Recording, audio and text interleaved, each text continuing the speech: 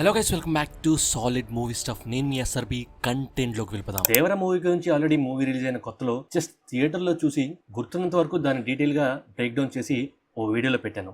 దాన్ని మాక్సిమం మన వాళ్ళందరూ చూశారు. అండ్ ఇంకా చూడని వాళ్ళు ఉంటే చూసేయండి. మ్యాక్స్ ఆల్మోస్ట్ అన్ని కరెక్ట్ గానే చెప్పాను. అండ్ ఒక బిగ్ థియరీ అబౌట్ దేవరా 2 దాంట్లో చెప్పాను. వీడియోని పూర్తిగా చూడండి. Detailing number 1. మన ప్రీవియస్ వీడియోలో పోలీస్ ఆఫీసర్ శివం తన డైమండ్ రింగ్ సింగర్కు ఇవ్వగానే తను సముద్రంలో పడేస్తే చాలా ఆవేశంగా కంగారుగా సముద్రంలోకి ఉంగరం కోసం దూకిన తర్వాత ఉంగరం మర్చిపోయి అస్థిపంజరాలను మైండ్ లో గుర్తుపెట్టుకుని వస్తాడు. అయితే ఆ ఉంగరం గవర్నమెంట్ ప్రాపర్టీ కాబట్టి తను సిన్సియర్ కాబట్టి సముద్రంలోకి కంగారుగా దూకాడని అనుకున్నాం. సో అందుకనే రత్నగిరికి వచ్చే ముందు ఆ ఉంగరం పెట్టుకుని వచ్చాడని అనుకున్నాం. కానీ మూవీ స్టార్టింగ్ లోనే శివం వేలుకి ఆ ఉంగరం చూడొచ్చు. అంటే మీటింగ్ తర్వాత ఇక్కడ బార్ లో డిస్కషన్ అప్పుడు ఆ ఉంగరం శివం చేతికి చూడొచ్చు. బట్ ఎతి రైట్ హ్యాండ్ అయినా రణిని పట్టుకుందామని మఫ్టీలో ఉన్నప్పుడు తన చేతికి ఆ ఉంగరం ఉండదు. ఎందుకంటే సామాన్యులకు పనులు చేసుకునే వాళ్లకు డైమండ్ రింగ్స్ పెట్టుకుని ఎవరు కనిపించరు, అంటే ఎవరు పెట్టుకోరు. కానీ అక్కడ పనిచేసే వాళ్ళకి చేతికి ఆ ఉంగరం ఉంటే రాణి తప్పించుకుంటాడని ఆ ఆపరేషన్ లో తను పెట్టుకోడు. దెన్ దేవిశ్రీ ప్రసాద్ అదే డిఎస్పీ తులసిని కలిసే టైంలో మళ్ళీ ఉంగరం ఉంటుంది. సో పోలీస్ ఆపరేషన్ టైంలో సందర్భం బట్టి అవసరం ఉన్న చోట అది వేసుకుంటాడు. సో స్మగ్లర్ కాబట్టి ఉంగరం ప్రైస్ ఎక్కువ ఉంటుంది కాబట్టి అక్కడ వేసుకుంటాడు. సో దీన్ని బట్టి ఆ ఉంగరం ఇచ్చిన వాళ్లకు, అంటే ఎవరైతే శివంకి గిఫ్ట్ గా ఇచ్చారో వాళ్ళకి శివం ఎక్కువ ప్రాధాన్యం ఇస్తాడు. అఫ్ కోర్స్ అది పోతే ఆ ఉంగరం ఇచ్చిన వాళ్ళు బాధపడతారని భయపడుతూ ఉంటాడు. అండ్ ఆల్సో ఉంగరం ప్రైస్ కూడా ఎక్కువ కాబట్టి దానికోసం పాకులాడతాడు. Detailing number 2.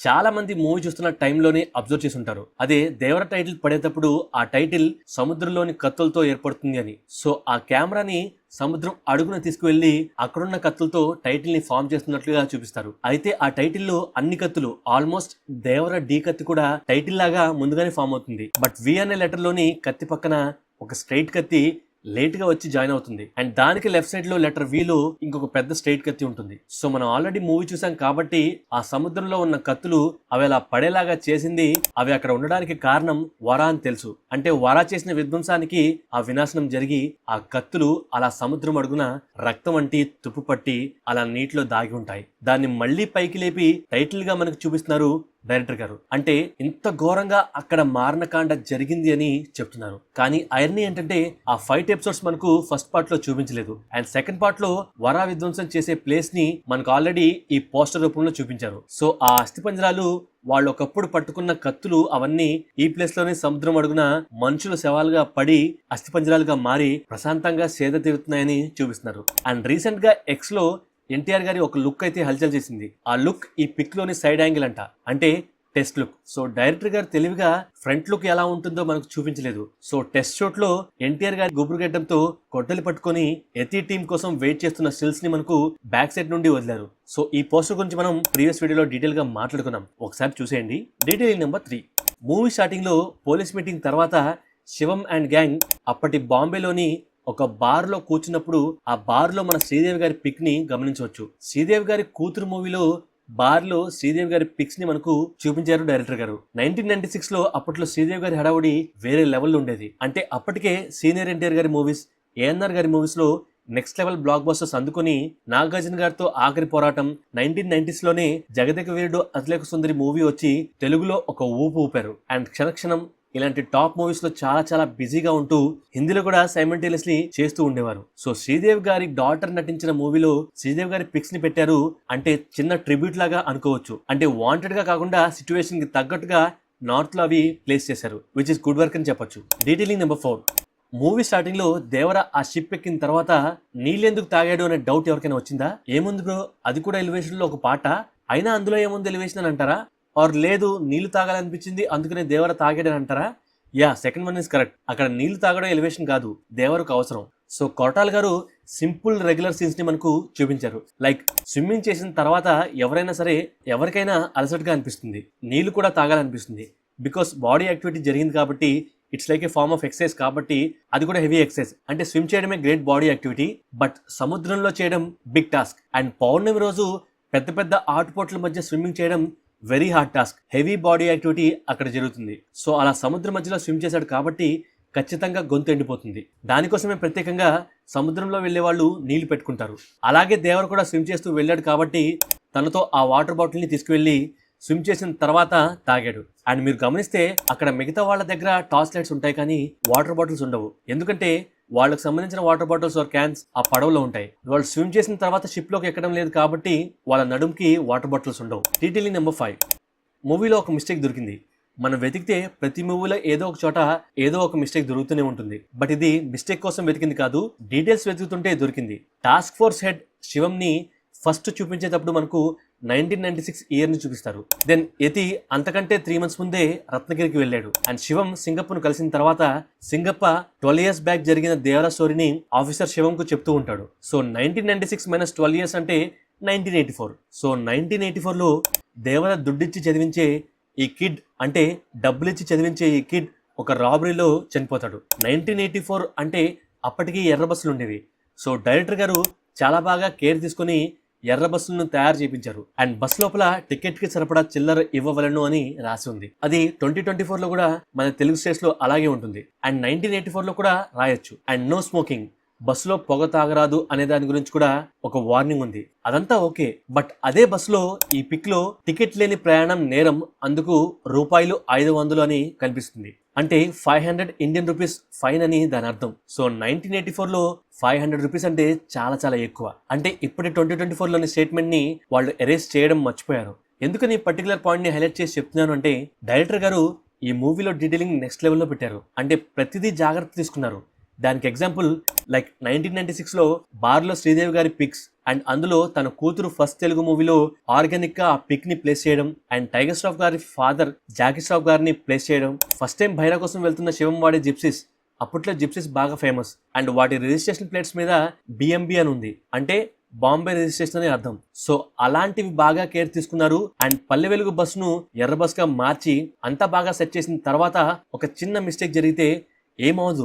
బట్ వాళ్ళు ఇలాంటివి మన వీడియోస్ ఇన్ కేస్ చూస్తే నార్మల్ జనాలు ఎవరు అవి చూడరు. బట్ సోషల్ మీడియాలోని వాళ్ళ కోసం, మనలాంటి వాళ్ళ కోసం ఇలాంటి వీడియోస్లో అవి డిస్కషన్ చేస్తే ఓహో దీని గురించి కూడా పట్టించుకుంటున్నారా అని పెద్ద పెద్ద మిస్టేక్స్ కి తావివ్వకుండా చిన్న మిస్టేక్స్ ని కూడా రెక్టిఫై చేపించి కరెక్షన్స్ చేపిస్తారు అనే క్యూరియాసిటీతో ఈ మిస్టేక్ చెప్తున్నాను.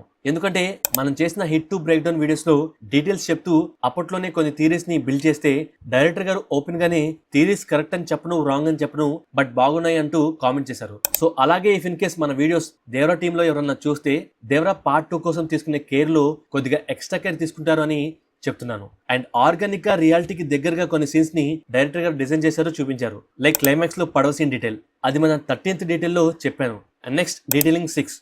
మూవీలో సింగప్ప ఒక డైలాగ్ చెప్తాడు అబౌట్ ఎర్ర సముద్రం పూర్వీకులు. ఈ సైన్యం దేశం కోసం ఏదన్నా చేసే ప్రాణాలు కదా సామి అని. అంటే దేనికైనా తెగించే ప్రాణాలు, ఎంత దూరమైనా వెళ్ళి అక్కడున్నది సాధించే ప్రాణాలు, అనుకున్న దానికోసం ప్రాణాలు తీస్తారు, ప్రాణాలు రక్షిస్తారు, దేనికైనా తెగిస్తారని అర్థం. అదే ఈ దేవరా మూవీ స్టోరీ. అంటే పార్ట్ 1 అండ్ పార్ట్ 2 గురించి చెప్తున్నా.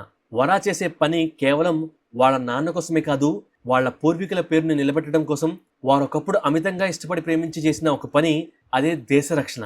దాన్ని కూడా నిర్వర్తించడం కోసం వరా ఎంత దూరమైనా వెళ్తాడు అనేది దేవరా పార్ట్ 2 స్టోరీ అవ్వచ్చు. దీని గురించి మనం డీటెయిల్గా ఒక థియరీ బిల్డ్ చేసి ఈ వీడియోలో చెప్పాను. ఆ థియరీ మీరు చూసి ఎలా ఉందో కామెంట్ చేయండి గైస్. Detailing number 7. ఈ ఎంట్రన్స్ సీన్లో మనకు షిప్ మీద వరుసగా గ్రీన్ కలర్ లైట్స్ ఉన్నాయి. అండ్ షిప్కి ఆ పక్క అంటే ఇంకో పక్క రెడ్ కలర్ లైట్స్ని గమనించవచ్చు. సో అవి ఎందుకని అలా ఉన్నాయంటే డైరెక్షన్ని ఇండికేట్ చేయడం కోసం. అంటే షిప్కి రైట్ సైడ్లో ఉన్నదాన్ని స్టార్ బోర్డ్ అని పిలుస్తారు, అండ్ లెఫ్ట్ సైడ్లో ఉన్నదాన్ని పోర్ట్ అని అంటారు. లెఫ్ట్ అండ్ రైట్ సైడ్స్ అనే వర్డ్స్ని షిప్లో యూజ్ చేయరు. కుడివైపు అంటే రైట్ సైడ్ తిరగాలి అంటే హార్డ్ టు స్టార్ బోర్డ్ అని అంటారు. అప్పుడు ఆటోమేటిక్గా షిప్లో ఉన్న వాళ్ళకు అర్థమై రైట్ సైడ్ తిప్పుతారు. సో ఆ లైట్స్ ఎందుకున్నాయని డౌట్ వచ్చి వెతికితే గూగుల్లో కనిపించింది. ఫ్యూచర్లో ఎవరైనా షిప్ ఎక్కాలి అనుకున్న వారు నైట్ టైం ట్రావెల్ చేస్తుంటే ఈ డీటెయిల్ బయట కూడా పనికొస్తుందని సరదాగా చెప్పాను. Detailing number 8.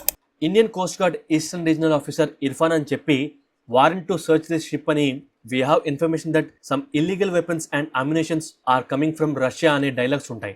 సో వాళ్ళందరూ రష్యన్స్ అండ్ ఈ షిప్ ఐదర్ రష్యా నుండి వస్తుందా ఆర్ ఎక్కడి నుండి వస్తుందో ఐడియా లేదు, కానీ రష్యాలో వెపన్స్ ని లోడ్ చేసుకుంది అని క్లియర్ గా తెలుస్తుంది. సో 1984లో దుబాయ్లో ఉన్న దయాకి రష్యాలో మ్యానిపులేట్ చేసి వెపన్స్ ఎక్కించుకునే నెట్వర్క్ ఉంది అని మనకు క్లియర్ గా ఈ సీన్స్ లో చూపిస్తున్నారు. అది క్లియర్ డీటెయిల్. బట్ మన థియరీ ఈజ్ వాట్ ఇఫ్ వరా ఇండియాలో ఎతిని వేసేసి దుబాయ్ అండ్ రష్యాకి 1984లోనే వెళ్తే జస్ట్ ఇమాజిన్ ఈ మూవీ స్కేల్ ఏ రేంజ్ లోకి తీసుకెళ్లొచ్చు అనేది. సో ఆల్రెడీ వరా ఎర్ర సముద్రం వదిలేసి ఒక పార్టీ కోసం maybe Mumbai or some other place కి వెళ్ళాడు, అక్కడ ఐటెం సాంగ్ వస్తుంది అని మాట్లాడుకున్నాం. అది థియరీ కాదు, ప్రీవియస్ గా ఇచ్చిన దేవరా మూవీ స్టఫ్ ని డీకోడ్ చేసి చెప్పినప్పుడు అది క్లియర్ గా అర్థమైంది. అండ్ మన థియరీలో అక్కడ మారణకాండ చేస్తే అది నెక్స్ట్ లెవెల్లో ఉండొచ్చని మాట్లాడుకున్నాం.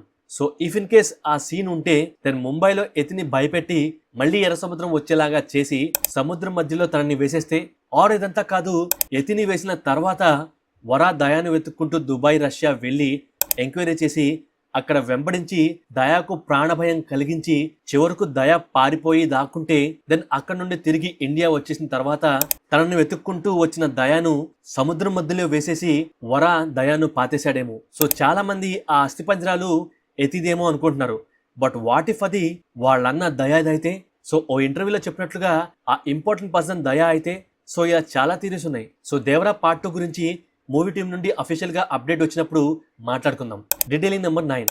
ఈ సీన్ లో టామ్ గారు ధూమపానం చేస్తుంటే కోడిపిల్లను గెద్దొచ్చి కొట్టుకుపోయినట్లుగా దేవర వచ్చి ఆయన్ని తీసుకువెళ్లి వేరే చోట పడేస్తాడు. దెన్ అందరికీ వచ్చిన డౌట్, ఆ షిప్ లో ఆ తాడు ఎక్కడి నుండి వచ్చింది అండ్ ఆ తాడును దేనికి కట్టి దేవర వెళ్ళాడు, అంటే గాల్లో తాడును కట్టి ఎలా ఎగిరాడు అని అనుకుంటున్నారు. సో ఇక్కడ కనిపించే 2 బిగ్ పోల్స్ కి రోప్స్ ఉన్నాయి అండ్ ఈ సీన్ ఇక్కడ జరుగుతుంది. సో ఆ కంటైనర్ దగ్గర ఆ పోల్ ఉంది.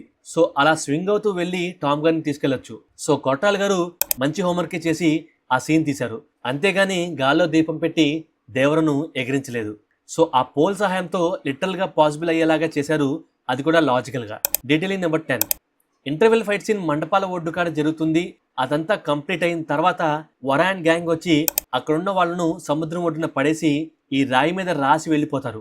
సో ఫైట్ జరిగింది ఒక చోట అండ్ బాడీస్ దొరికేది ఇంకొక చోట, అంటే మండపాల ఒడ్డుకి కొద్దిగా దూరంగా. అంటే దాని కారణం దేవర చనిపోయాడు అని దొరికిపోతారనే భయంతో ఆ ప్లేస్ ని మార్చేస్తారు వరా అండ్ గ్యాంగ్. అయితే వీళ్ళను లిఫ్ట్ చేసి వేరే ప్లేస్ కు మార్చే టైంలో టామ్ గారు అదే కుంజర తమ్ముడు ప్రాణాలతో ఉన్నాడా అని తెలియలేదా అంటే తెలియకపోవచ్చు, ఎందుకంటే ఆ టైంలో కుంజర అండ్ వాళ్ళ బ్రదర్ స్పృహలో లేకపోవచ్చు. అంటే ఫైట్ జరిగిన ప్లేస్ అండ్ ఎక్స్ మార్క్ తో సముద్రం ఒడ్డున ఉండే ప్లేస్, అంటే ఫైట్ జరిగిన ప్లేస్ కి ఇది కొద్దిగా దూరంగా ఉంటుంది. బట్ మన ప్రీవియస్ వీడియో థియరీలో చెప్పినట్లుగా దేవర కుంజరను కొట్టి ఆ విరిగిపోయిన పడవలో పడేసినప్పుడు కుంజర స్పృహ కోల్పోయిన తర్వాత దేవర ఫైట్ చేసి కూర్చుంటే కుంజర లేచి మళ్ళీ దేవరను చంపడానికి వచ్చి దేవరను వెనక నుండి పొడిచిన తర్వాత ఇంకొక పర్సన్ మేబీ ఎతి వచ్చి దేవరను మళ్ళీ పొడిచుండొచ్చు అండ్ ఎతిని చూసిన కారణంగా కుంజరను ఎతి చంపేయచ్చు. అంతేగాని దేవర తలుచుకుంటే ఫ్రమ్ ద స్టార్ట్ వాళ్ళ ఊరి వాళ్ళను ఈజీగా చంపేయగలడు. బట్ దేవరను కుంజర పొడిచినా కుంజరను దేవర విదిలించుకొని ఉండొచ్చు కానీ చంపడు. అండ్ కుంజర తమ్ముడికి ఒక కన్ను తీశాడు కానీ చంపలేదు. సో అలా వదిలేయగానే మేబీ ఎతి వచ్చి దేవరను పడిపోయేలాగా పొడిచి దాని కుంజరను కూడా చంపేయచ్చు. అప్పటికి కుంజర తమ్ముడు స్పృహలో లేడు కాబట్టి ఇంకా బ్రతికి తెల్లారిన తర్వాత సముద్రం ఒడ్డున స్పృహలోకి వస్తాడు. అందుకనే కుంజర తమ్ముడికి ఆ నైట్ ఏం జరిగిందో ఐడియా లేదు, స్టిల్ దేవర బ్రతికే ఉన్నాడని అనుకుంటాడు. Detailing number 11. ఇంటర్వెల్ బ్యాంక్ లో దేవర అందరినీ వేసేసిన తర్వాత వరా వచ్చి వాళ్ళందరినీ వేరే చోటికి షిఫ్ట్ చేస్తాడు. దాని గురించి ప్రీవియస్ పాయింట్ లో మాట్లాడుకుందాం with the help of OG, Singappa and team. అయితే దేవర ఒంట్లో కత్తి దింపే సీన్ లో వరా వేసుకున్న షర్ట్ మీద స్టార్స్ ఉంటాయి అండ్ ఆ నెక్స్ట్ డే తెల్లారుజామున అందరితో పాటుగా వచ్చినప్పుడు వరా షర్ట్ కలర్ ఒలివ్ గ్రీన్ లో ఉంటుంది.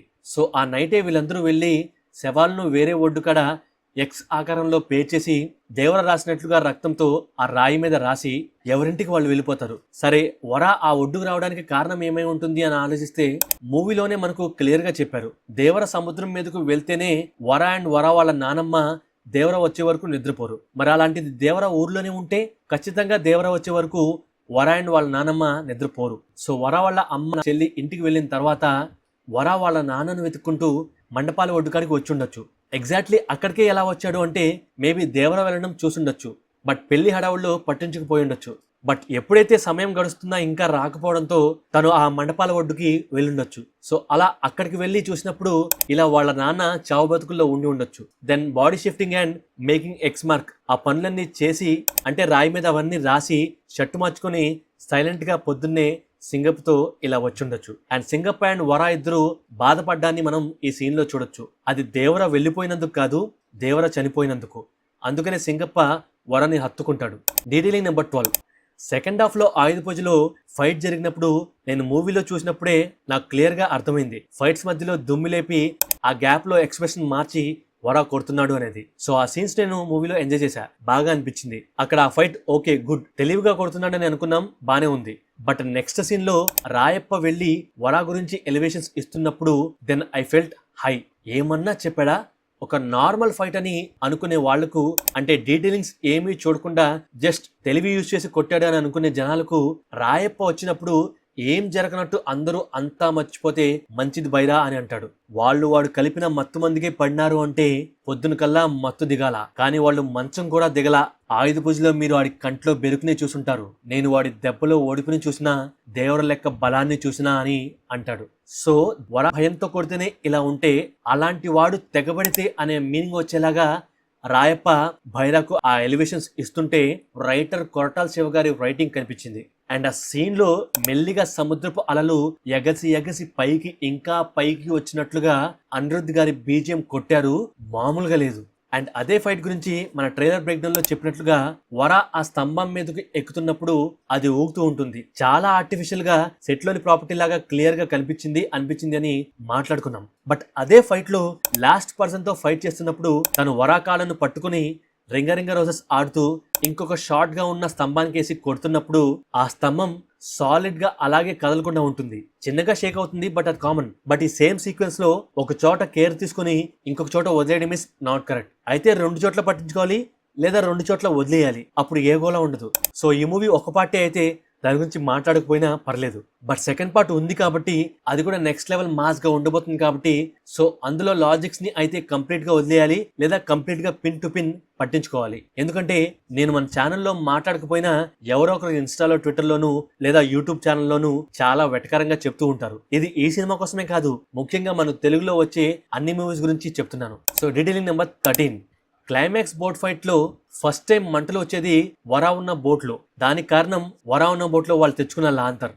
అండ్ సెకండ్ టైం మంటలు చెలరేయడానికి కారణం నేను మూవీలో చూసానో లేదో నాకు గుర్తులేదు, ఇప్పుడు డీటెయిల్స్ చూసినప్పుడు చాలా క్లియర్ గా చూశాను. బోట్ కింద వేలాడుతున్న చిన్న కంటైనర్స్ ని ఓపెన్ చేసి అందులోని ఐరన్ బాక్స్ లో గ్రెనేడ్స్ ని తీసి ఆ బోట్ మీదకు వేయడం వల్ల, అది కూడా 1-2 కాదు, ఏకంగా 4-5 బాంబులు వేస్తే ఆ బోట్ సగమై ఎగిరి ఆ కొండకు గుచ్చుకుంటుంది. సో వరా ఉన్న బోట్ కాలిపోవడం వలన వరా అండ్ ఆ బోట్ లో ఉన్న వాళ్ళు దూకేస్తారు, అండ్ మిగతా వాళ్ళు బోట్ మీదే వెయిట్ చేస్తూ ఉంటారని చెప్పి వరా అప్పటికప్పుడు వేసిన ప్లాన్ అవ్వచ్చు. అండ్ కుంజర తమ్ముడు టామ్ గారు తప్ప అందరూ నీళ్ళలోకి దూకి వెతుకుతూ ఉంటారు. సో అందరూ నీళ్ళల్లో ఉన్నారంటే వరా పని సులువు అవుతుంది. అండ్ ఇక్కడ ఒక డీటెయిలింగ్ ఏంటంటే, సెకండ్ హాఫ్ లో ఆయుధ పూజలో ఫైట్ వద్దు, మా ఊరికి కావాలని వరా సింగప్పును వెంట పెట్టుకుని బైరాను అడగడానికి వెళ్ళినప్పుడు వరా బైరాను చూసి, ఏందిరా పాట చూస్తున్నాడు, నీళ్ళలోండి చెట్లు ఎట్ట బయటకు వచ్చినాయనా అనే ఒక చిన్న సెటర్ సైలెంట్ గా వేసేస్తాడు. దెన్ ఆ తర్వాత నీళ్ళ నుండి వాళ్ళు పైకి లేచి 9 నిమిషాలు అని బైరాతో చెప్తారు. దెన్ అప్పుడు వారా ఎక్స్ప్రెషన్ ఇలా ఉంటుంది, అబ్బో ఏందిది అవునా అని. కానీ క్లైమాక్స్ లో మ్యాక్స్ వాళ్ళకంటే ఎక్కువసేపు నీళ్ళల్లో ఉండేది వరా, అలా ఉండి వాళ్ళతో ఫైట్ చేస్తూ ఉంటాడు. సో 9 నిమిషాలు అని చెప్పినప్పుడు బయటికి అమాయకత్వంగా చూసినప్పటికీ లోపల వరా నవ్వుకుంటూ ఉండొచ్చు, నవ్వు ఆపుకుంటున్నావు కదరా అనే మీమ్ టెంప్లెట్ లాగా. అండ్ ఇంట్రెస్టింగ్ డీటెయిల్ ఏంటంటే, 2021లో అండర్ వాటర్ లో బ్రెత్ హోల్డ్ చేయడంలో వరల్డ్ రికార్డ్ వచ్చేసి 24 minutes ప్లస్. బట్ అది ప్యూర్ ఆక్సిజన్ పీల్చి అలా హోల్డ్ చేశారంట. సో 24 minutes కాకపోయినా ప్రొఫెషనల్ తో ఉండి ప్రాక్టీస్ చేస్తే 9 minutes వాటర్లో ఉండడం పాసిబులే. సో మూవీలో ఎగ్జాగరేట్ చేసి ఏమీ చెప్పలేదు, లాజికల్ గానే చెప్పారు. అండ్ క్లైమాక్స్ లో వాళ్ళందరూ నీళ్ళలో ఉన్నారు కదా, మరి కళ్ళ ముందే వర వాళ్ళను గొంతు పట్టుకుని వెనక ఎక్స్ మార్క్ వేస్తుంటే ఎవరు గుర్తుపట్టలేదా? అండ్ అందరూ ఒకేసారి ఒకే డైరెక్షన్ లో తిరిగి చూస్తున్నప్పుడు వర ఇదంతా చేస్తున్నాడా అంటే కాదు, వాళ్ళు తలో దిక్కు చూస్తున్నప్పుడు వాటర్లో అంతా అల్లకల్లోలంగా ఉంటుంది, ఎదుటి మనిషి సరిగ్గా కనపడ్డు. అండ్ ఆల్సో వాటర్ లోపల చీకటిగా ఉంటుంది, నైట్ కాబట్టి కనపడదు. ఈవెన్ అక్కడ నీటిపైన మంటలు చెలరేగుతున్నా అది కొంతవరకు మాత్రమే కనిపిస్తుంది, అండ్ మిగతాదంతా చీకటిగానే ఉంటుంది. మనకు తెలియాలి కాబట్టి మనకు అలా చూపిస్తున్నారు, కానీ నైట్ టైం వాటర్లో ఏమీ కనిపించదు, లైట్ ఎక్కువ దూరం కిందకి పాస్ అవ్వదు. సో మనిషి ఆకారం కనిపించినప్పటికీ అది ఎవరో గుర్తుపట్టడం కష్టం, అది వరకు అడ్వాంటేజ్ అవుతుంది. అందుకని ఈజీగా వాళ్ళను వర ఎక్స్ మార్క్ పెట్టగలుగుతున్నాడు. అండ్ కొంత సినిమాటిక్ లిబర్టీ కూడా అక్కడ తీసుకున్నారు. అండ్ ఆల్సో అలా పెట్టి ఒక్కొక్కరిని పైకి తీసుకొచ్చి పడేస్తున్నాడు. సో వరకు ఎవరు అనేది కనపడాల్సిన అవసరం లేదు, ఎవరు కనబడితే వాళ్ళను మార్క్ పెట్టేస్తూ వెళ్ళిపోవచ్చు. బట్ అక్కడ ఉన్న మిగతా వాళ్ళు క్లియర్ కట్ గా గుర్తుపట్టాలి. Next detailing number 14. X marks పెడితే ఎందుకు అందరూ స్పృహ కోల్పోతున్నారు అండ్ లాస్ట్ లో వరా కూడా తన ఓన్ గా ఎక్స్ మార్క్స్ పెట్టుకుని ఒక లైన్ చెప్పి నిద్ర వచ్చినట్లుగా ఎందుకు పడిపోయాడు అనే డౌట్ ఎవరికైనా వచ్చిందా? అండ్ చాలా మంది మూవీ చూసి ఆ సీన్ వచ్చినప్పుడు వరా చనిపోయాడని అనుకుంటున్నారు, మేబీ ఇంకా అనుకుంటున్నారేమో. బట్ వరా అండ్ మిగతా బోటు మీద ఉన్న భైరా గ్యాంగ్ జస్ట్ స్పృహ కోల్పోయారు. దానికి కారణం ఆ కత్తికి ఏదన్నా మత్తు పదార్థం కలిపి వరా పొడిచాడా? బట్ వాటర్ లో కత్తి తీసినప్పుడు ఆ కెమికల్ పోతుందిగా, అండ్ మంటల్లో కాలినప్పుడు కూడా ఆ కెమికల్ పోతుందిగా. బట్ వాళ్ళు ఎందుకు స్పృహ కోల్పోయారు అంటే, చాలా సినిమాల్లో పొడిచిన తర్వాత కూడా హీరోస్ అండ్ మిగతా వాళ్ళు చాలాసేపు బ్రతికే ఉంటారు, ఫైట్స్ చేస్తూ ఉంటారు, లెంతీ డైలాగ్స్ చెప్తూ ఉంటారు. అది చూసి ఈ మూవీలో ఏంట్రా బాబు వీళ్ళు పొడవగానే స్పృహ కోల్పోయారు అని నాకే మూవీలో అనిపించింది. అంటే మన వాళ్ళు అంటే TFIలో చిన్నప్పటి నుండి అలా చూపించి పొడవగానే చాలాసేపు అలాగే ఉంటారు అండ్ ప్రాణాలతో ఉంటారని అనుకుంటూ ఉండేవాళ్ళం. కానీ ఇలా సింపుల్గా పొడవగానే స్పృహ కోల్పోవడానికి రీజన్ ఏంటో తెలుసా? Blood loss. అంటే బ్లడ్ లాస్ అయితే వెంటనే చావరు, బట్ ఫస్ట్ కళ్ళు తిరుగుతాయి, స్పృహ కోల్పోతారు. సేమ్ అదే బైరా గ్యాంగ్ మొత్తానికి జరుగుతుంది. ఆ టైంలో ఎదురుగా ఉన్న మనిషిని గుర్తుపట్టలేరు, మాటలు అర్థం కావు, కళ్ళు తిరిగి స్పృహ కోల్పోతారు. అండ్ అలాగే ఎక్కువసేపు ఉంటే ఎక్కువ రక్తం కోల్పోతే చనిపోతారు కూడా. సో అలాంటి పరిస్థితి వచ్చేలోపు ఆ టైంలోపే ఎవరో ఒకరు చూసి చికిత్స చేయిస్తే వాళ్ళు బ్రతుకుంటారు. అంటే నేను చెప్పేది బైరా గ్యాంగ్ గురించి. సో మొండోలు కాబట్టి మూవీ ప్రకారం ఎక్కువసేపు అయినా ప్రాబ్లం ఉండదు. సో అలా ఎక్స్ మార్క్ పెట్టి భయం కలిగిస్తే, సగం ప్రాణాలతో పంపిస్తే భయంతో వణికిపోతారు. అంటే ఆ భయంతోనే 12 years బ్యాక్ భైరతరం ఆగిపోయారు. అండ్ ఇప్పుడు వరాతో ఉన్న వరాతరం వాళ్ళు కూడా ఆగిపోతారని అనుకుంటారు. బట్ తర్వాత వచ్చే రోజుల్లోనేగా యతి అక్కడికి వచ్చేది. దాని గురించి మనం ఆల్రెడీ మన ప్రీవియస్ వీడియోలో మాట్లాడుకున్నాం. సో వర స్పృహ కోల్పోయే ముందు తనకు కళ్ళు తిరిగినట్లుగా మనకు చూపిస్తారు, దెన్ స్పృహ కోల్పోతాడు. సో మూవీలో పొడిచిన అరగంటకో గంటకో కాకుండా వెంటనే బ్లడ్ లాస్ అయ్యి కళ్ళు తిరిగి పడిపోతారని రియాలిటీకి దగ్గరగా చూపించారు డైరెక్టర్ గారు, which is a good thing. So ఆ బోట్ లో ఉన్న వాళ్ళను ఆ ఊరి వాళ్ళు ఏ టైంలో చూసి ట్రీట్మెంట్ కి పంపిస్తారో అనేది పార్ట్ 2లో చూడాలి. Detailing number 15. సో ఈ సీన్ లో దేవర వరా కాలర్ ని పట్టుకున్నట్లుగా చూపిస్తారు అండ్ నెక్స్ట్ కట్ లో కత్తిని పట్టుకుంటాడు. అంటే మేబీ ఆ గ్యాప్ లో జరిగిన కాన్వర్సేషన్ ని కట్ చేసి ఉండొచ్చు, అంటే పార్ట్ 2 కోసం అది దాచిపెట్టుండొచ్చు. సో కాలర్ పట్టుకున్నప్పుడు దేవర వరతో ఏదన్నా చెప్తాడా? ఒకవేళ చెప్తే ఏం చెప్పుంటాడు? అండ్ దేవర ఇంటర్వెల్ ఫైట్ చేసిన తర్వాత కూర్చునే ముందు తన షర్ట్ మీద లెఫ్ట్ సైడ్ భుజం కింద ఒక చిన్న కత్తిగాటు పడుతుంది. అది ట్రైలర్ లో కూడా కనిపిస్తుంది. బట్ మిగతా షర్ట్ మీద బ్లడ్ కనిపించదు. అంటే బ్లడ్ లాస్ అయినట్లుగా, తడిచినట్లుగా ఎక్కడా ఉండదు. అంటే షర్ట్ మీద బ్లడ్ పడినట్లుగా ఎక్కడా కనిపించదు. బట్ వరా వచ్చే టైంలో వరా వచ్చేసి ఆ కత్తితో దేవర లెఫ్ట్ సైడ్ హార్ట్ కి కిందన పొడుస్తాడు. బట్ అప్పటికే దేవర రైట్ సైడ్ లో పొట్ట భాగాన రక్తంతో తడిచి ఉన్నట్లుగా కనిపిస్తుంది. అంటే మేబీ దేవర కూర్చున్నప్పుడే ఎవరో వెనక నుండి పొడుస్తారు. వెనక నుండే అని ఎలా చెప్తున్నారు అంటే, ఫ్రంట్ సైడ్ పొడిస్తే ఆల్రెడీ లెఫ్ట్ సైడ్ షోల్డర్ మీద షర్ట్ చినిగినట్లుగా కనిపిస్తుంది. సో సేమ్ అదే విధంగా రైట్ సైడ్ పొట్ట భాగాన ఫ్రంట్ సైడ్ పొడిస్తే ఆ షర్ట్ చినిగినట్టుగా మనకు క్లియర్ గా కనిపిస్తుంది. బట్ అలా కనిపించడం లేదు. బట్ బ్యాక్ సైడ్ నుండి పొడిస్తే అది ఫ్రంట్ సైడ్ కి రాకుండా షర్ట్ లోపలే ఆగి ఉంటే దెన్ షర్ట్ అంతా బ్లడ్ తో తడుస్తుంది. అదే మనకు క్లియర్ గా ఇక్కడ చూపించింది. దెన్ అలా పొడిచిన వాళ్ళను దేవరా చంపేసి ఉండొచ్చు, లేదా గట్టిగా గాయపరిచి ఉండొచ్చు. సో ఆ పొడిచిన ఆ పర్సన్ అక్కడ కనిపించడు, అంటే మనకు పార్ట్ 1లో చూపించలేదు. సో అందరూ అనుకునేలాగా మేబీ కుంజర అవ్వచ్చు, ఆర్ మన థియరీ ప్రకారం ఎత్తి అవ్వచ్చు. సో మన థియరీ గురించి ఈ వీడియోలో క్లియర్ గా మాట్లాడుకున్నాం. సో దేవరా ఆల్రెడీ చనిపోయే స్టేజ్ లోనే తన ప్రాణాలు ఎవరో చేతిలో కాదు కొడుకు చేతిలో పోవాలని అనుకోవచ్చు. మేబీ దానికి రీజన్, మావన్నీ చీకటి బ్రతుకులు, మన పూర్వీకులు చేసిన అలాంటివి నేను చేయలేకపోయాను, నువ్వైనా మంచి మార్గంలో ఉండు అని ప్రాణాలు వదిలే ముందు కాలర్ పట్టుకొని దేవరా చెప్పుండొచ్చు. బట్ వరా నేనొక్కడనే కాదు, నాకొక్కడికే కాదు, నీకు కూడా పేరు తీసుకొస్తాను అని చెప్పి ఇలా కథలు అల్లి వాళ్లను భయపెడుతూ ఉండొచ్చు. అండ్ ఆ అస్థిపంజరాల్లో ద మోస్ట్ ఇంపార్టెంట్ పర్సన్ ఉన్నారని డైరెక్టర్ గారు అండ్ హీరో గారు ఒక ఇంటర్వ్యూలో చెప్పారు. సో ఆ పర్సన్ ఐదర్ దయా అవ్వచ్చు ఆర్ దేవర అవ్వచ్చు. అంటే దేవర చనిపోయిన తర్వాత నువ్వు అనుకున్నట్లుగానే ఈ సముద్రంలో ఎవరైనా సరే మన ఎర్ర సముద్రం వాళ్ళను చెరువు మార్గంలోకి తీసుకువెళ్లాలని ప్రయత్నిస్తే వాళ్ళందరినీ నీ ముందు నుంచోపెడతాను నాన్న అని చెప్పి దేవర బాడీని నీళ్లలో సముద్రం అడుగున కూర్చోబెట్టి మిగతా వాళ్ళను తన ముందు ఇలా నుంచునేలాగా వరా చేసుండొచ్చు. ఇది నా థియరీ. అంటే ప్రాణం పోయిన తర్వాత కూడా ఎర్ర సముద్రం వాళ్ళను ఏదైనా చేద్దామని వచ్చిన వాళ్ళను నీ ముందే నించోబెడతానని చెప్పి అలాంటిది ఏదన్నా వరా చేస్తే అది నెక్స్ట్ లెవెల్ గూస్బంప్ స్టఫ్ అవ్వచ్చు. అంటే ఇట్స్ ఎ వైల్డ్ థాట్. నాన్న కోరిక తీర్చడం ఒక ఎత్తు అయితే, ఊరి కోసం అండ్ దేశం కోసం కూడా పనిచేయడం ఇస్ నెక్స్ట్ లెవెల్. అండ్ వాళ్ళని తీసుకొచ్చి నాన్న ముందు నుంచోబెట్టడం it's next level of madness. ఆ మ్యాడ్నెస్ కి కారణం నాన్న మీద, ఎర్ర సముద్రం వీరుల మీద, పుట్టిన దేశం మీద ఉన్న ప్రేమ. సో ఇలా పార్ట్ 2 కొద్దిగా అటు ఇటుగా కంక్లూడ్ చేస్తే ప్యూర్ మాస్ మ్యాడ్ స్టఫ్ని మనం దేవర పార్ట్ 2లో చూడొచ్చు. సో ఏదైనా సరే నాకు పార్ట్ 1 ఓకేస్గా ఉన్నప్పటికీ పార్ట్ 2 ఎన్టీఆర్ గారు కొట్టాల్ గారి విజృంభణ మనం చూస్తామని నాకు గట్టిగా అనిపిస్తుంది. అది 2025లో వస్తుందా లేదా 2026లో వస్తుందా తర్వాత సంగతి. బట్ ఎప్పుడు వచ్చినా మన థియరీ గుర్తుపెట్టుకుని మామా. అండ్ మర్చిపోకుండా లైక్ కొట్టి సబ్స్క్రైబ్ చేయండి. అండ్ ఈ వీడియోని 2025లో చూస్తుంటే హ్యాపీ న్యూ ఇయర్ గైస్. అంతా మన మంచిగా, అంతా మంచిగా జరగాలి. All the best you all. Thank you. Love you all.